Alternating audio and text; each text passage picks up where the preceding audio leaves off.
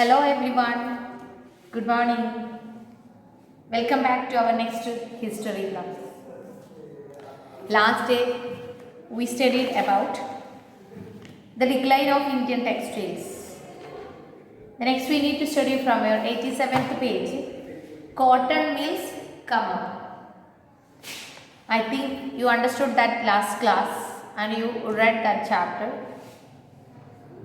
Okay, now we are going to study about the cotton mill workers come up.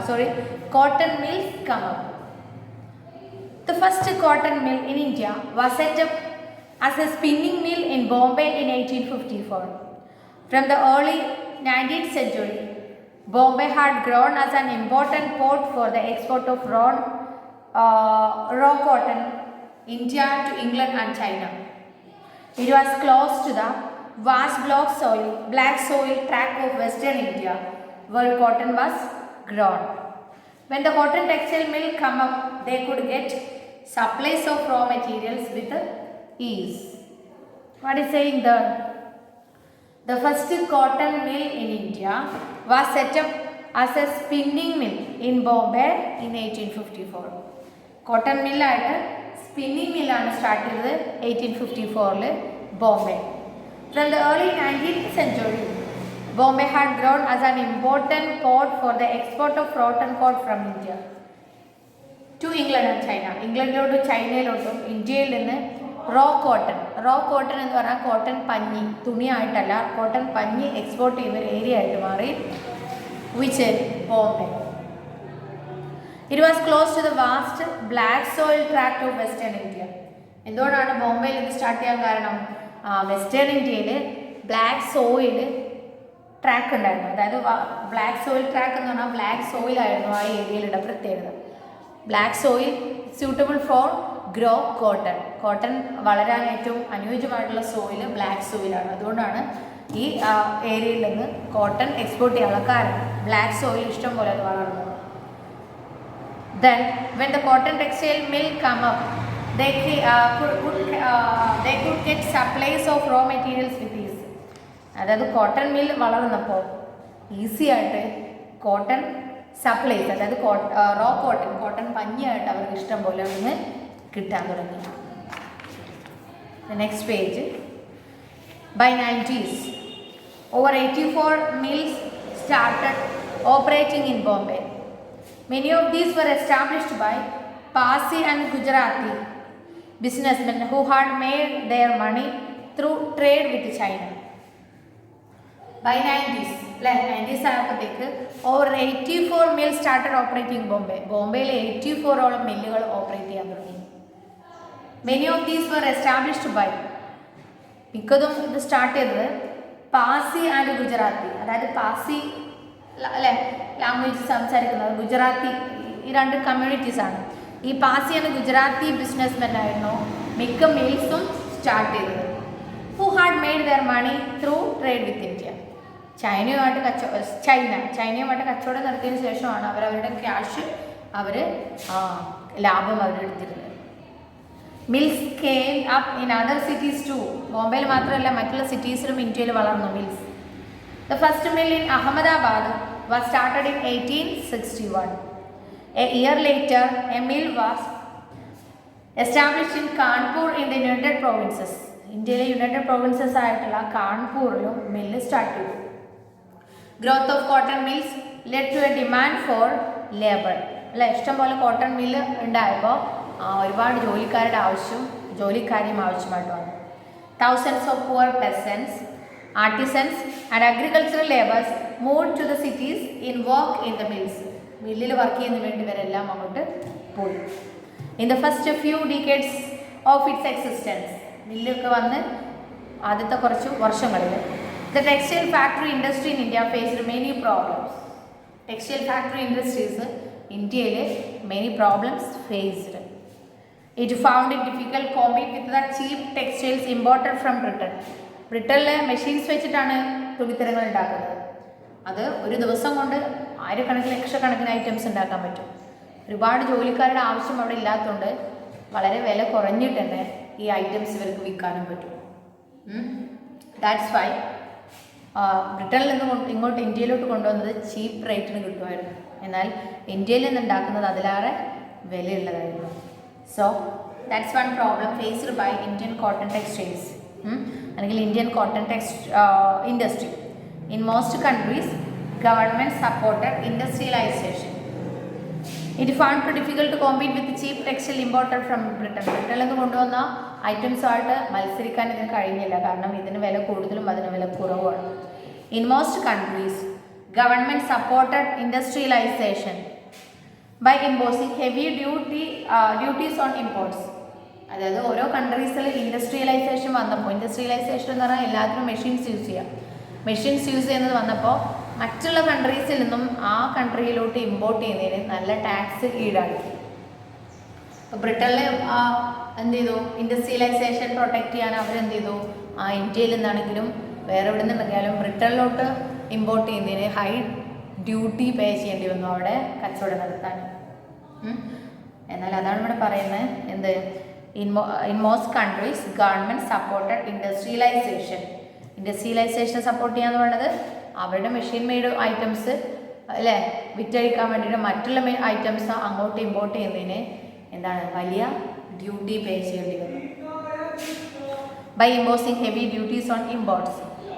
This eliminated competition and protected infant industries. അപ്പോൾ അങ്ങനെ ഇപ്പോൾ ഇന്ത്യയുടെ കാര്യത്തിലാണെങ്കിൽ അപ്പോൾ ബ്രിട്ടനിൽ നിന്ന് ഈ കോട്ടൺ തുണിത്തരങ്ങൾ ചീപ്പ് റേറ്റിൽ ഇന്ത്യയിൽ വിൽക്കാൻ പറ്റി. കാരണം അത് അവർക്ക് ഇവിടെ ഇമ്പോർട്ട് ചെയ്യാൻ പറ്റുന്നു എന്നുള്ളതാണ്. ഇന്ത്യൻ ഗവൺമെൻറ് ഇന്ത്യയുടെ ഇൻഡസ്ട്രിയെ പ്രൊട്ടക്റ്റ് ചെയ്യുന്നില്ല. ബ്രിട്ടനിൽ നിന്നും ഇഷ്ടംപോലെ ഐറ്റംസ് ഇങ്ങോട്ട് വന്നു, അതിന് ഹെവി ഡ്യൂട്ടി ഒന്നും കൊടുക്കേണ്ടി വന്നില്ല. അപ്പോൾ മറ്റുള്ള കൺട്രീസ് എന്താണ് അങ്ങനെ ഇമ്പോർട്ട് ചെയ്യുന്നതിന് ഹെവി ഡ്യൂട്ടിയാണ് ഇമ്പോസ് ചെയ്തത് അല്ലേ. അപ്പോൾ ബ്രിട്ടൻ അങ്ങനെ ഇമ്പോസ് ചെയ്തപ്പോൾ അവരുടെ ഇൻഫാൻറ്റ് ഇൻഡസ്ട്രി എന്ന് പറഞ്ഞാൽ അവിടെയുള്ള ഇൻഡസ്ട്രിയെ സംരക്ഷിക്കാൻ അത് ഹെൽപ്ഡായി. Okay, the colonial government in India usually refused such protection in local industries. എന്നാൽ കൊളോണിയൽ ഗവൺമെൻറ് എന്ന് പറഞ്ഞാൽ ഇവിടെ ബ്രിട്ടീഷേഴ്സാണ് നമ്മളെ ഭരിച്ചുകൊണ്ടിരുന്നത്. അവരെന്ത് ചെയ്തില്ല, usually refused such protection to local industry. അതായത് ഇന്ത്യയുടെ ഇൻഡസ്ട്രീസിനെ സംരക്ഷിക്കുന്നതിനുള്ള അത്തരത്തിലുള്ള പ്രൊട്ടക്ഷനൊന്നും ബ്രിട്ടീഷ് ഗവൺമെൻറ് ഇമ്പോസ് ചെയ്തില്ല. ഇന്ത്യയിൽ ഇഷ്ടംപോലെ ഐറ്റംസ് ഇന്ത്യയിലോട്ട് ഇമ്പോർട്ട് ചെയ്തു പല കൺട്രീസും, mainly Britain. Okay, the first major spurt in the development of cotton factory production in India, therefore,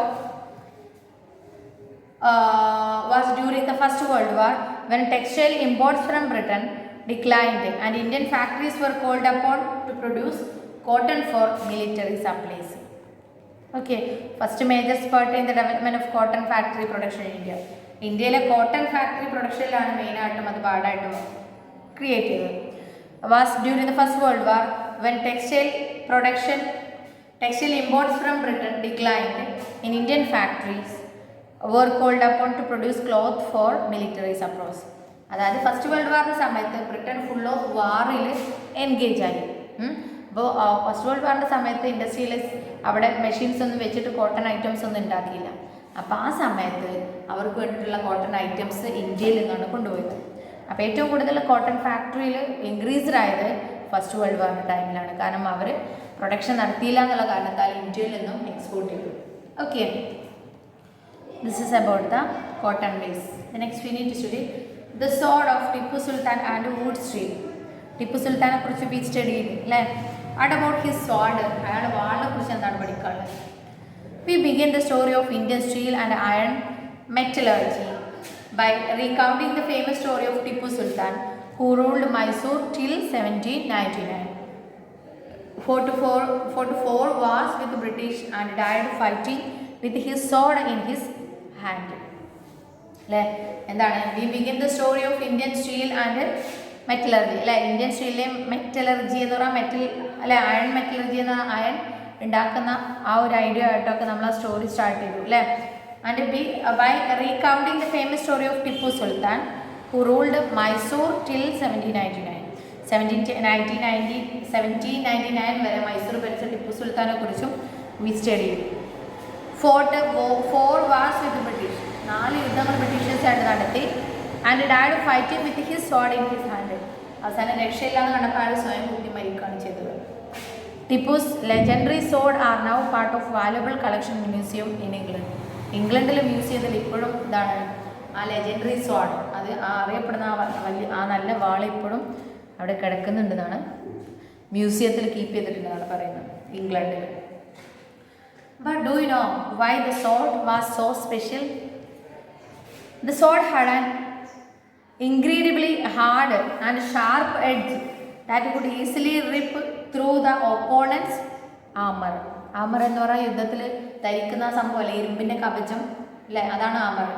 ആ ആമറിന് ഉള്ളിലൂടെ കുത്തി തുളക്കാൻ പാകത്തിനുള്ള എന്താണ് അല്ലേ, ഇൻക്രീഡിബിളി ഹാർഡ്, അത്രയും ഹാർഡായിട്ടുള്ളതും ആൻഡ് വാസ് ഷാർപ്പ് എഡ്ജാണ്. That could easily rip through the opponents. Rip എന്ന് പറഞ്ഞാൽ തുളച്ച് കയറും. Through the opponents armour. Armour means കവചം.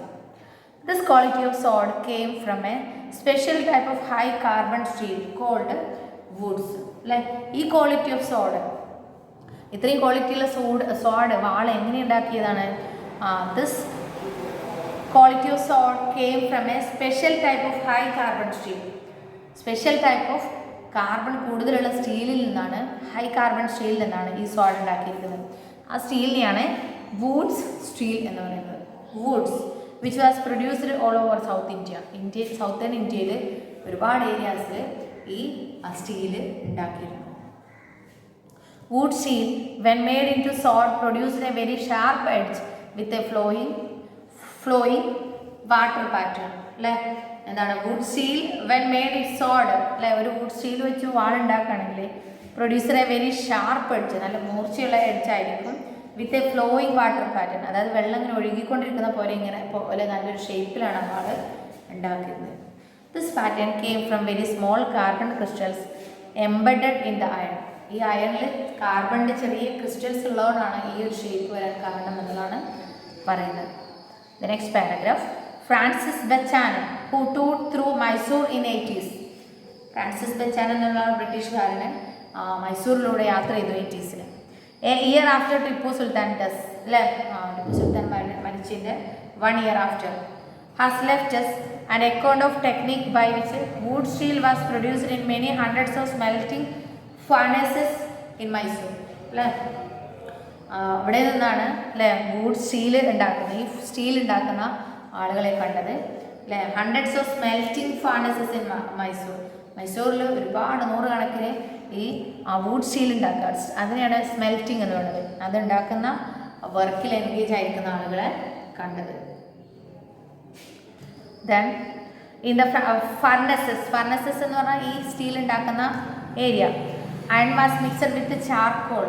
അയണ് കരിക്കട്ടയുമായിട്ട് മിക്സ് ചെയ്യും. And put inside small clay pots. ചെറിയ മണ്ണിൻ്റെ പോട്ടുകളിൽ നിന്നിട്ട് അവ ഇടും.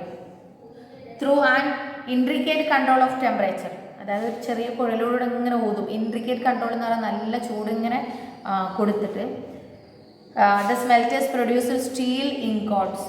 അല്ലേ, അതിലൂടെ ആ അയണിൽ നിന്ന് എന്ത് ചെയ്യും, സ്റ്റീലിൻ്റെ കട്ടകൾ ഉണ്ടാക്കും. കരിക്കട്ടയുമായിട്ട് മിക്സ് ചെയ്ത് തീ ഇങ്ങനെ ഊതി കൊടുത്തിട്ട്.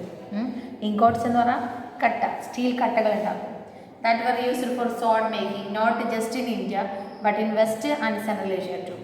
അത് ആ സ്റ്റീൽ കട്ടകൾ കൊണ്ടാണ് വാൾ ഉണ്ടാക്കുന്നത്. ഇന്ത്യയിൽ മാത്രമല്ല, ഏഷ്യയിലെ സെൻട്രൽ ഏഷ്യയിലും വെസ്റ്റേൺ ഇന്ത്യയിലെല്ലാം ഈ ടെക്നിക്സ് ഉണ്ടായിരുന്നു.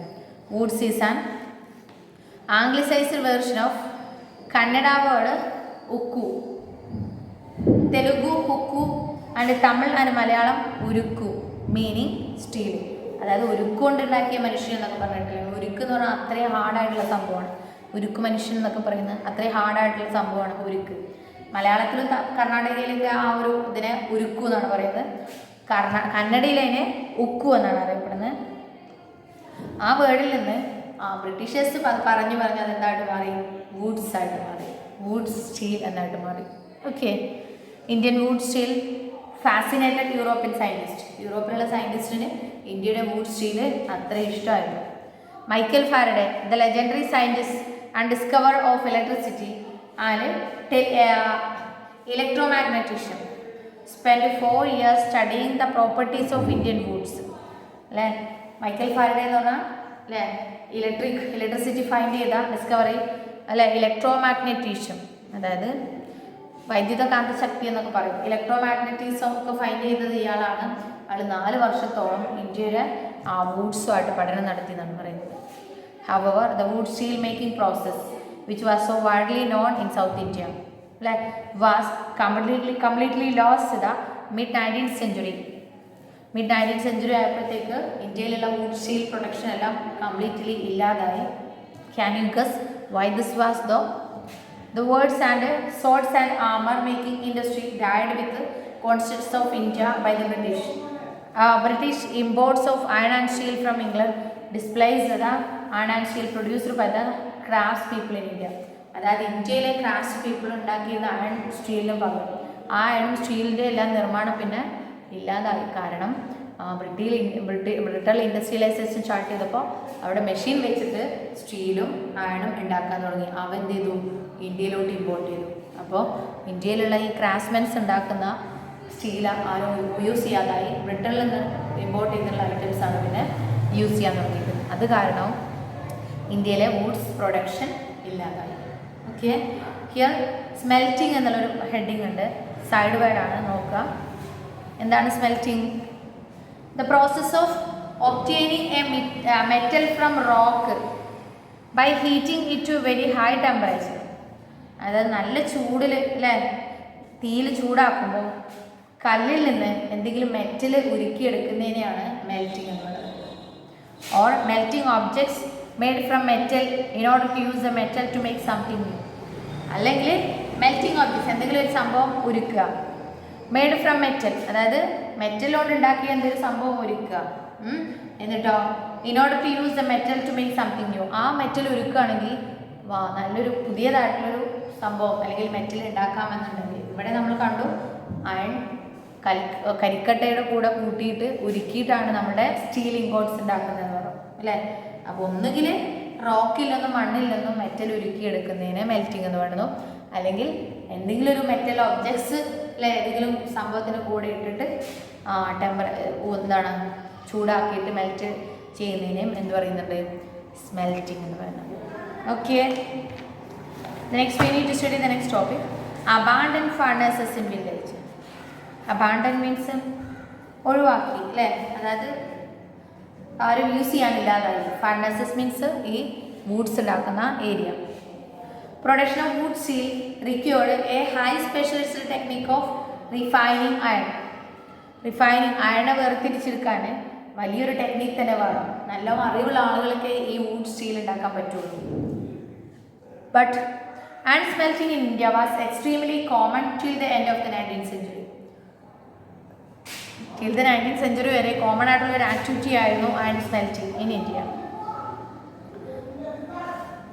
In Bihar and Central India in particular, every district had smelters that used local deposits of ore to produce iron, which was widely used for the manufactures of implements and tools to daily use.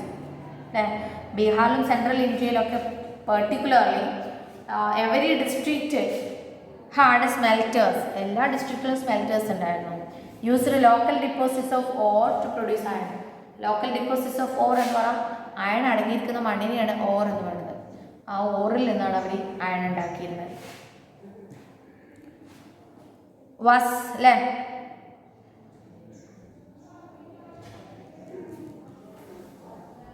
which produce iron, which was widely used for the manufactures of implements and tools for daily use. Daily ഉള്ള യൂസസിന് വേണ്ടിയിട്ടുള്ള ഇംപ്ലിമെൻറ്റ്സും ആയുധങ്ങളും സംഭവങ്ങളും ഉണ്ടാക്കിയിരുന്നത് ഇന്ത്യയിലുള്ള ആളുകൾ തന്നെയായിരുന്നു. The furnaces were most often built of clay and sun-dried bricks. Clay കൊണ്ട് sun-dried bricks എന്ന് പറഞ്ഞാൽ എന്താണ്, ആ മണ്ണ് കുഴച്ചിട്ട് ഒരു ഷേപ്പ് വരുത്തിയിട്ട് വെയിലത്തിട്ട് ഉണക്കിയ ബ്രിക്കൊക്കെ വെച്ചിട്ടാണ് എന്തുണ്ടാക്കിയിരുന്നത്, ഫർണസസ്, സ്റ്റീൽ ഉണ്ടാക്കുന്ന ചൂളകൾ. The smelting was done by men അല്ലേ, സ്മെൽറ്റിംഗ് മെന്നാണ് ചെയ്തിരുന്നത്. While women work the bellows. Bellows ആയിട്ടാണ് വുമൺ വർക്ക് ചെയ്തത്. എന്താണ് ബെലോ? ഇപ്പുറത്തിൻ്റെ വീട്. A device or equipment that can pump air. നിങ്ങൾ ഇരുമ്പുണ്ടാക്കുന്ന ഏരിയയിലെ നമ്മളിവിടെ അടുത്തൊക്കെ ജ്വല്ലറി ആണെങ്കിലും അല്ലെങ്കിൽ ഇരുമ്പുണ്ടാക്കുന്ന കൊല്ലനാണെന്നുണ്ടെങ്കിലും അയാൾ ഒരു ചെറിയൊരു പൈപ്പിലൂടെ ഇങ്ങനെ ഊതുന്നത് കാണാം. അപ്പോൾ തീ ഇങ്ങനെ നല്ല ചൂടുള്ള തീ പാറുന്ന കാണാം അല്ലേ. അത് ആ ജോലി ചെയ്തിരുന്നത് ലേഡീസ് ആയിരുന്നു. എന്നാൽ സ്മെൽറ്റിംഗ് ചെയ്തിരുന്നത് മെന്നായിരുന്നു. അപ്പോൾ എന്താണ് ബെലോസ് ആയിട്ടാണ് വുമൺ വർക്ക് ചെയ്തതെന്ന് ബെലോസ് എന്ന് പറഞ്ഞാൽ ഡിവൈസ് ആണ്, ഒരു ഉപകരണമാണ് അല്ലെങ്കിൽ ഒരു എക്യുപ്മെൻ്റ് ആണ്. That you can pump air pump ചെയ്യാൻ യൂസ് ചെയ്യുന്ന സംഭവമാണ് ബെലോസ്. ആ ബെലോസ് ആയിരുന്നു വുമൺ ഹാൻഡിൽ ചെയ്തിരുന്നത്. Pumping air that get to the charcoal burning. ആ എയർ ഇങ്ങനെ പമ്പ് ചെയ്യുമ്പോൾ ആ കരി എന്ത് ചെയ്യും, അങ്ങനെ കത്തിക്കൊണ്ടിരിക്കും. അപ്പോൾ ലേഡീസാണ് ആ ഒരു സംഭവം ചെയ്തിരുന്നത്. Okay, the next, by the late 19th century, however, the craft of iron smelting was in decline. late 19th century ആയപ്പോൾ അയൺ സ്മെൽറ്റിംഗ് എന്നുള്ള അയൺ ഉണ്ടാക്കുക എന്നുള്ള ക്രാഫ്റ്റ് ഒഴിവാകാൻ തുടങ്ങി, ഡിക്ലൈൻ ആവാൻ തുടങ്ങി. In most villages furnaces fell into disuse. പല വില്ലേജസിലെയും ഫർണസസ് എന്ത് ചെയ്തു, യൂസസ് ഇല്ലാതെ കിടന്നു. And amount of iron produced came down അല്ലേ. എമൗണ്ട് ഓഫ് അയൺ, അതായത് ഇന്ത്യക്കാർ പ്രൊഡക്ഷൻ നടത്തിയിരുന്ന അയൺ എന്ത് ചെയ്തു, കാം ഡൗൺ എന്ന് പറഞ്ഞാൽ ഇല്ലാതായി. Why was this so? One reason was the new forest laws that you have read about for chapter 4 അല്ലേ. ഫോറസ്റ്റ് ലോസ് കൊണ്ടുവന്നു ബ്രിട്ടീഷേഴ്സ്. അതായത് ഫോറസ്റ്റ് എല്ലാം ഇന്ത്യയിലുള്ള ആളുകളുടെ ആയിരുന്നു. ഇഷ്ടംപോലെ ഫോറസ്റ്റിലോട്ട് എൻട്രി ചെയ്യാനും അവിടെ നിന്ന് അവശ്യ വസ്തുക്കൾ എടുക്കാനെല്ലാം അവർക്ക് അനുവാദം ഉണ്ടായിരുന്നു. എന്നാൽ ബ്രിട്ടീഷേഴ്സ് എന്ത് ചെയ്തു, പല ഫോറസ്റ്റും റിസർവ്ഡ് ഫോറസ്റ്റ് ആയിട്ട് വേലി പല ആളുകളെയും അതിൻ്റെ ഉള്ളിലോട്ട് കടത്തിവിടാൻ സമ്മതിച്ചില്ല അല്ലേ. അപ്പോൾ ആ ഒരു ഫോറസ്റ്റ് ലോ ഒരു കാരണമാണ് ഈ സ്റ്റീൽ പ്രൊഡക്ഷൻ അല്ലെങ്കിൽ അയൺ പ്രൊഡക്ഷൻ ഇല്ലാതാവുന്നതിന്. എന്താണ്, when the colonial government how could the iron smelters and find wood for charcoal അല്ലേ. ഈ വുഡ് അയൺ ഉണ്ടാക്കുന്നതിനുള്ള വുഡ്, കരിക്കുള്ള ചാർക്കോൾ അല്ലേ, ചാർക്കോളിനുള്ള വുഡ്, അതായത് കരിക്കുള്ള മരം അവർ ഫൈൻഡ് ചെയ്തിരുന്നത് കാട്ടിൽ നിന്നാണ്. സാധാരണ മരം ഒന്നും പോരാ, ഒരുപാട് നേരം വെണ്ണീരാവാതെ നല്ല കത്തിങ്ങനെ നിൽക്കുന്ന തരത്തിലുള്ള അല്ലെ അത്രയും ഹാർഡായിട്ടുള്ള മരങ്ങൾ വേണം ഇത് കത്തിക്കാൻ. അപ്പോൾ colonial government prevented people from entering the reserved forest. ആളുകളെ റിസർവ്ഡ് ഫോറസ്റ്റിലോട്ട് കടത്തിവിടാൻ കൊളോണിയൽ ഗവൺമെൻറ് സമ്മതിച്ചില്ല. How could the iron സ്മെൽറ്റേഴ്സ് find would four ചാർക്കോളിലുള്ള would അവർ എവിടുന്ന് ഫൈൻഡ് ചെയ്യും? Then where could they get iron ore? Iron ഓറും അവർ കിട്ടിയിരുന്ന ഫോറസ്റ്റിൽ നിന്നായിരുന്നു. അയൺ ഓർ എന്ന് പറഞ്ഞാൽ iron അടങ്ങിയിരിക്കുന്ന മണ്ണ്, ആ മണ്ണിൽ നിന്ന് അയണെ വേർതിരിച്ചെടുക്കുകയാണ് ചെയ്തിരുന്നത്. അപ്പോൾ അതും കിട്ടാതെ. Defying forest laws they often entered the forest secretly and collected wood. പലപ്പോഴും ഫോറസ്റ്റ് ലോസ് അതിക്രമിച്ച് ലംഘിച്ചിട്ട് കാടിനുള്ളിലോട്ട് ആരും കാണാതെ സീക്രട്ടായിട്ട് പോയിട്ടാണ് വുഡും അയൺ ഓറൊക്കെ അവർ കളക്ട് ചെയ്തത്. But they could not sustain their occupation on this basis for long. ഇതുപോലെ കള്ളത്തരത്തിൽ കയറി കൂടിയിട്ട് എടുക്കാൻ അവർക്ക് അവരുടെ ജോലി കണ്ടിന്യൂ ചെയ്യാൻ പറ്റിയില്ല. പലപ്പോഴും അവരെ ഫോറസ്റ്റ് ബ്രിട്ടീഷേഴ്സ് ക്യാച്ച് ചെയ്തു. Many gave up their craft. അങ്ങനെ ഈ ഒരു അയൺ ഉണ്ടാക്കുക എന്നുള്ള ക്രാഫ്റ്റ് അവർ പലരും ഉപേക്ഷിച്ചു. And looked for other means of livelihood. Next, in some areas the government did grant access to the forest. Some ഏരിയാസിൽ ഗവൺമെൻറ് എന്ത് ചെയ്തു, സമ്മതം കൊടുത്തു ഫോറസ്റ്റിലോട്ട് എൻട്രി ചെയ്യാൻ. But the iron smelters had to pay a very high tax. എന്നാൽ iron എടുക്കാൻ പോകുന്ന ആളുകൾ എന്ത് ചെയ്തു, വലിയൊരു ടാക്സ് കൊടുക്കേണ്ടി വന്നു ഫോറസ്റ്റിനുള്ളിലേക്ക് കടക്കുന്നത്. To the forest department of every furnace the use. അതായത് എത്ര ഫർണസ് അല്ലെ ചൂളയ്ക്ക് വേണ്ടിയിട്ട് അവർ അയൺ ഓർ എടുക്കുന്നോ ഓരോ പ്രാവശ്യം പോകുമ്പോഴും അവർ നികുതി അടക്കേണ്ടി വന്നു ബ്രിട്ടീഷേഴ്സിന്. Moreover this reduced their income. അപ്പോൾ അവർ നികുതി കൊടുത്ത് വുഡും അയൺ ഓറും കൊണ്ടുവന്ന് ഇരുമ്പുണ്ടാക്കി വിൽക്കുമ്പോഴത്തേക്കും അവർക്ക് ലാഭമില്ലാതെ, കാരണം നികുതി നല്ല രീതിയിൽ കൊടുക്കേണ്ടി വന്നു ബ്രിട്ടീഷേഴ്സിന്. So moreover by the late 19th century iron and steel was being imported from Britain. മാത്രമല്ല ലേറ്റ് 19th century ആയപ്പോഴത്തേക്ക് അയണും സ്റ്റീലെല്ലാം ബ്രിട്ടനിൽ നിന്ന് ഇന്ത്യയിലോട്ട് ഇമ്പോർട്ട് ചെയ്തു. So iron smith in India began using the imported iron to manufacture utensils and implements അല്ലേ. അപ്പോൾ ഇന്ത്യയിലുള്ള എന്ത് ചെയ്തു, അയൺ സ്മിത്ത്, അതായത് അയൺ കൊണ്ട് പല ഐറ്റംസ് ഉണ്ടാക്കുന്ന ആളുകളാണ് അയൺ സ്മിത്ത്. അയൺ സ്മിത്ത് എന്ത് ചെയ്തു, ബ്രിട്ടനിൽ നിന്ന് ഇമ്പോർട്ട് ചെയ്ത അയൺ കൊണ്ടും സ്റ്റീൽ കൊണ്ടും പല ഇംപ്ലിമെൻറ്റ്സും ടൂൾസും യൂട്ടൻസിൽസ് പാത്രങ്ങളും ഉണ്ടാക്കാൻ തുടങ്ങി. ആദ്യം ഇന്ത്യയിലുള്ള ആളുകൾ ഉണ്ടാക്കിയ അയൺ കൊണ്ടായിരുന്നു അയൺ സ്മിത്ത്, ഇന്ത്യയിൽ അയൺ സ്മിത്ത് ഇതെല്ലാം ഉണ്ടാക്കിയിരുന്നത്. എന്നാൽ ഇപ്പം എന്ത് ചെയ്തു, ബ്രിട്ടനിൽ നിന്ന് ഇമ്പോർട്ട് ചെയ്ത അയൺ കൊണ്ടും സ്റ്റീൽ കൊണ്ടും ഇംപ്ലിമെൻറ്റ്സും യൂട്ടൻസിൽസ് എല്ലാം ഉണ്ടാക്കാൻ തുടങ്ങി by iron smith. This inevitably lowered the demand for iron produced by local smelters. ഇന്ത്യയിലുള്ള ലോക്കൽ സ്മെൽറ്റേഴ്സ് ഉണ്ടാക്കുന്ന അയണിൻ്റെ ഡിമാൻഡ് അതോടുകൂടി കുറഞ്ഞു. Okay, by the early 20th century the artisans producing iron and steel faced a new competition. Early 20th century ആയപ്പോഴത്തേക്ക് ഇന്ത്യയിലുള്ള artisans ഉണ്ടാക്കുന്ന അയണും സ്റ്റീലും they faced another competition.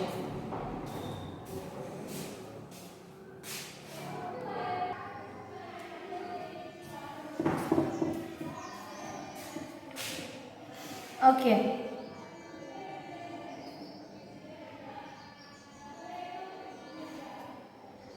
By the early 20th centuries, artisans producing iron and steel faced a new competition. Left. ഇന്ത്യയിലെ iron steel produce ചെയ്തിരുന്ന artisans മറ്റൊരു competition കൂടി they faced. What about that? From 91st, iron and steel factories come up in India. The year was 1904.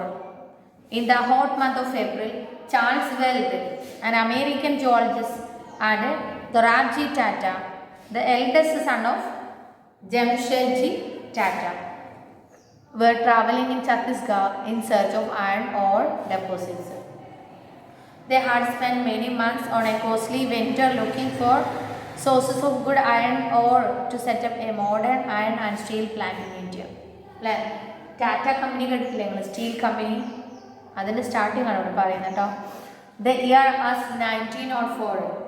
In the hot month of April, Charles Weld, ആരാണ്, American ജിയോളജിസ്റ്റാണ് Charles Weld. Dorabji Tata, ആരാണ് Dorabji Tata, eldest son of Jamshedji Tata. Jamshedji ടാറ്റയുടെ വലിയ മോനാണ് ഡൊറാബ്ജി ടാറ്റ. അവരെന്ത് ചെയ്തു, travelling in Chhattisgarh in search of iron ore deposits. Iron ore ഇന്ത്യയിൽ ഒരുപാടുണ്ടായിരുന്നു, പല ഏരിയാസും ഒരുപാട് അയൺ ഓറുള്ള മണ്ണിലാണെന്നെങ്കിൽ അവിടെ അടുത്ത് steel company, steel production start ചെയ്യാൻ അവർ തീരുമാനിച്ചിരുന്നത്, ഈ മണ്ണിൽ നിന്നും അയൺ വേർതിരിക്കാൻ. They had spent many months on costly venture looking for source of good iron ore. നല്ല അയൺ ഓർ സെർച്ച് ചെയ്തിട്ട് 4 മാസത്തോളം അവർ സെർച്ച് ചെയ്തു. എന്തിനു വേണ്ടി? To set up a modern iron and steel plant in India. ഇന്ത്യയിൽ അല്ലേ ഉള്ള സ്റ്റീൽ ഉണ്ടാക്കുക എന്ന് പറയുന്നത് ഞാൻ പറഞ്ഞു ഫർണസസിലൂടെയാണ്. അത് അയൺ ഓറ് കൊട്ടയിലൊക്കെ കൊണ്ടുപോയിട്ട് അവിടെ അല്ലേ കരിക്കട്ട കൂട്ടിയിട്ട് ഒരു അല്ലേ ചൂടാക്കിയിട്ടൊക്കെയാണ് അയൺ കട്ടകൾ ഉണ്ടാക്കിയിരുന്നത്. അതിൽ നിന്നാണ് അയൺ ഇംപ്ലിമെൻറ്റ്സ് ഉണ്ടാക്കിയിരുന്നത് അല്ലേ. എന്നാൽ അത് കുറച്ചൊക്കെ ഉണ്ടാക്കാൻ പറ്റുള്ളൂ. എന്നാൽ സ്റ്റീൽ പ്ലാന്റ് തുടങ്ങിയാൽ, സ്റ്റീൽ കമ്പനി തുടങ്ങിയാൽ എന്താണ്, അയൺ ഓറിൽ നിന്ന് ഒരേ സമയം ഒരുപാട് സ്റ്റീലും അയണും ഉണ്ടാക്കാൻ പറ്റും. അത്തരത്തിലുള്ള സ്റ്റീൽ പ്ലാന്റേഷനാണ് ഇവരിവിടെ സ്റ്റാർട്ട് ചെയ്യാൻ തീരുമാനിച്ചത്. ജംഷേദ്ജി Tata had decided to spend a large part of his fortune to build a big iron and steel industry in India. ജംഷേദ്ജി Tata തീരുമാനിച്ചു, അയാൾക്ക് ഒരുപാട് ക്യാഷ് ഉണ്ട്, അതിൽ നല്ലൊരു പങ്ക് അയൺ ആൻഡ് സ്റ്റീൽ ഇൻഡസ്ട്രി ഇന്ത്യയിൽ സ്റ്റാർട്ട് ചെയ്യാൻ, ആ ക്യാഷ് വെച്ചിട്ട് അയാൾ സ്റ്റാർട്ട് ചെയ്യാൻ തീരുമാനിച്ചു. കാരണം അയാൾക്ക് ഉറപ്പുണ്ടായിരുന്നു നല്ല ലാഭമുണ്ടാവും, ഇഷ്ടംപോലെ സ്റ്റീൽ അയൺ ഓർ ഇന്ത്യയിലുണ്ട് എന്നുള്ളത്. But this could not be done without identify the source of the fine quality iron ore. നല്ല ക്വാളിറ്റിയുള്ള അയൺ ഓർ ഫൈൻഡ് ചെയ്യാതെ ഇത് സാധ്യമായില്ല. One day after traveling for many hours in the forest, Weld and Dorabji came upon a small village, and found a group of men and women carrying buckets loads of iron ore. ഒരു ദിവസം after travelling for many hours, ഒരുപാട് hours യാത്ര ചെയ്തപ്പോൾ ഫോറസ്റ്റിലൂടെ വെൽഡും ദൊറാബ്ജിയും ചെയ്തു ഒരു സ്മോൾ വില്ലേജിലെത്തി. And found a group of men and women carrying basket loads of iron ore. തലയിൽ ഇങ്ങനെ അയൺ ഓർ ഏറ്റി വരുന്ന കുറേ ആളുകൾ, മെന്നിനെ വുമനെ കണ്ടു. These people were of Agarias. ഇന്ത്യയിലുള്ള അഗാരിയാസ് എന്ന് പറഞ്ഞ കമ്മ്യൂണിറ്റിയാണ് അത്.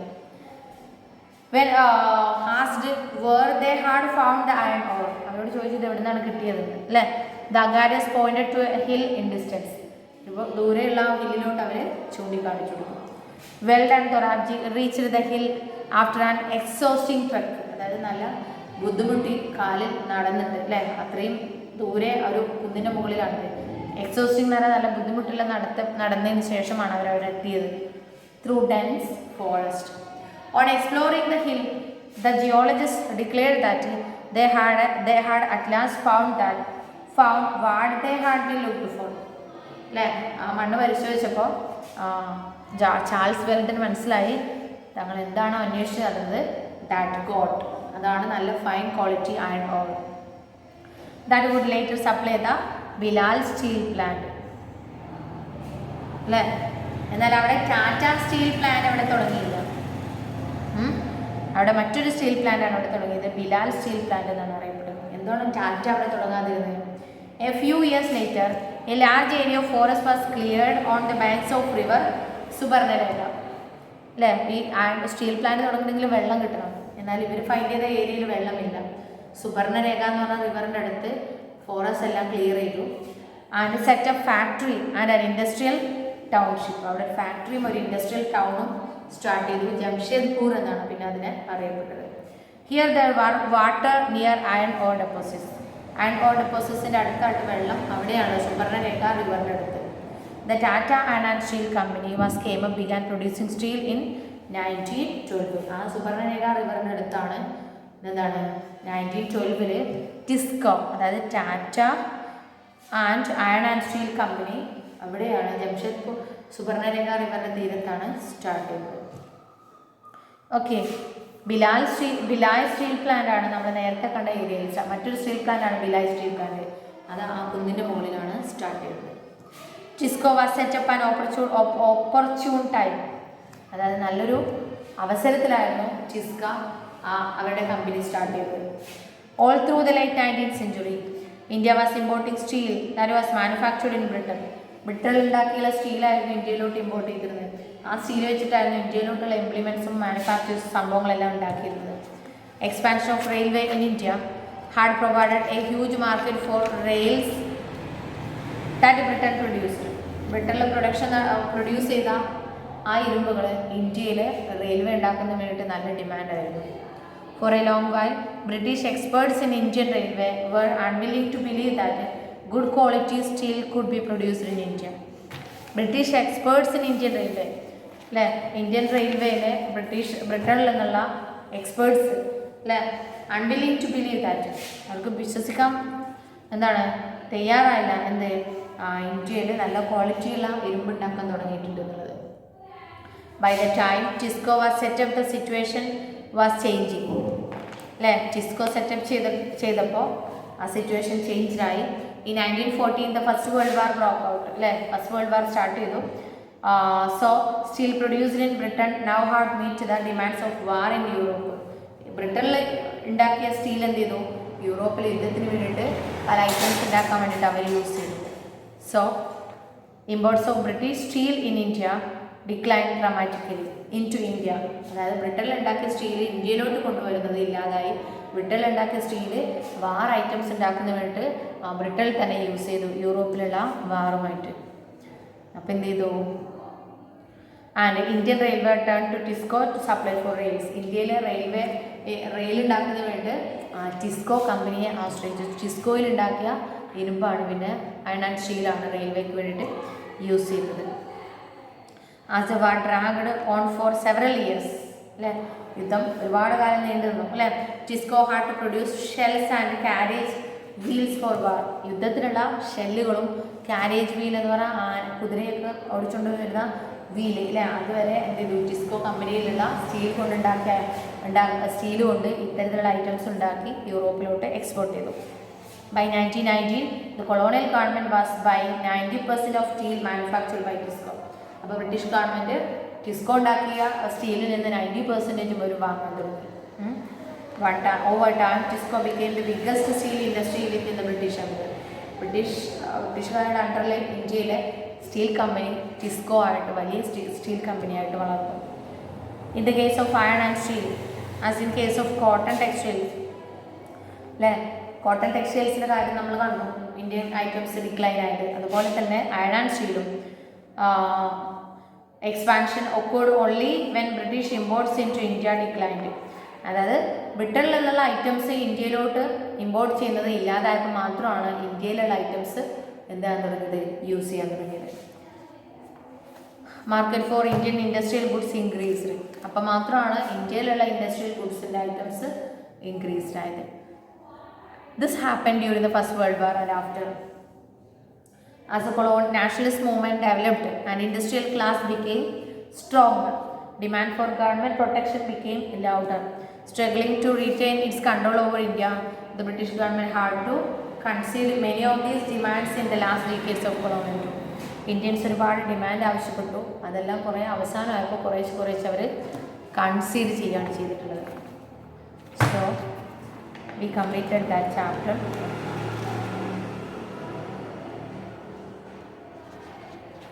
The next we need to study next chapter. I will give the note through the WhatsApp. Okay, so you should read minimum 5 times what we studied today. Next day we can see with our next chapter. Okay, thank you.